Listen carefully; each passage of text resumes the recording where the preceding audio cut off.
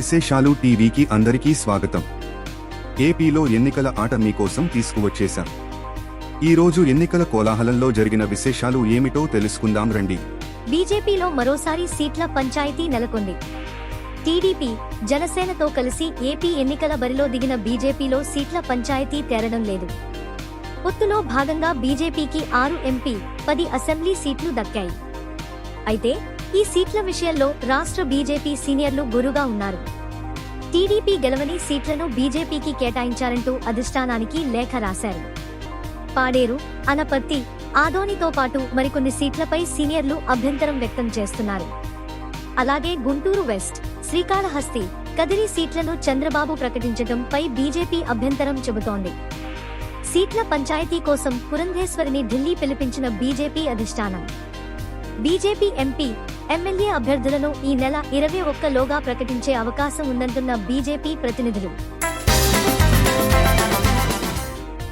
Visakha south నియోజకవర్గం జనసేనలో విభేదాలు ముదురుతున్నాయి. అక్కడ వంశీకృష్ణ యాదవ్కు జనసేన టికెట్ ఇవ్వడంతో మరోసారి విభేదాలు బయటపడ్డాయి. వంశీకి వ్యతిరేకంగా నినాదాలు చేసిన జనసేనలోని ఒక వర్గం, వంశీకి సీటు వద్దంటూ నిరసన వ్యక్తం చేసిన కార్యకర్తలు, వంశీ వద్దు జనసేన ముద్దు అంటూ ప్లకార్డులు ప్రదర్శించిన అసంతృప్త వర్గం, స్థానికులకే సీటు ఇవ్వాలంటూ డిమాండ్ చేస్తున్న వంశీ వ్యతిరేక వర్గం. పవన్ కు హరిరామ జోగయ్య మరో లేఖ రాశారు. బీసీ డిక్లరేషన్ బావుందని, అయితే అదే విధంగా కాపుల కోసం అంటే కాపు, బలిజ, తెలగ వర్గాల కోసం ప్రత్యేక మేనిఫెస్టో పెట్టాలని ఆ ఉత్తరంలో ఆయన కోరారు. బీసీలకు ప్రకటించిన హామీలను కాపులు, బలిజ, తెలగ సామాజిక వర్గాలకు కూడా కేటాయించాలని ఆ లేఖలో ఆయన డిమాండ్ చేశారు. ఈ ఎన్నికల్లో జగన్ కు తగిన బుద్ధి చెబుతామని మాదిగ దండోరా నేత మందకృష్ణ మాదిగ అన్నారు.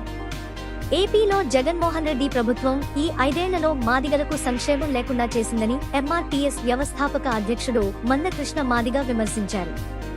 ఈ ఎన్నికల్లో జగన్ కు వ్యతిరేకంగా పోరాటం చేసి తగిన బుద్ధి చెబుతామని ఆయన స్పష్టం చేశారు. వరుసగా రెండోసారి ప్రత్యక్ష ఎన్నికలకు దూరంగా వంగవీటి రాధా నిలవబోతున్నారా?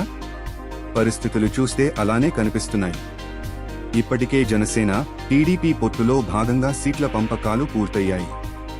దాదాపుగా అన్ని సీట్లకు అభ్యర్థులను జనసేన, టీడీపీ ప్రకటించాయి. వంగవీటి రాధాకు ఎక్కడా సీటును 2 పార్టీలు ఇవ్వలేదు. ఈ నేపథ్యంలో రాధా ఈ ఎన్నికల్లో పోటీ చేయబోవడం లేదని తెలుస్తోంది. దీంతో నాదెండ్ల మనోహర్తో రాధా భేటీ ప్రాధాన్యత సంతరించుకుంది. పవన్తో పాటు రాధా కూడా జనసేన పార్టీ తరపున ప్రచారం చేస్తే కాపు ఓట్లు చీలకుండా చూడవచ్చని జనసేన భావిస్తున్నట్లు తెలుస్తోంది.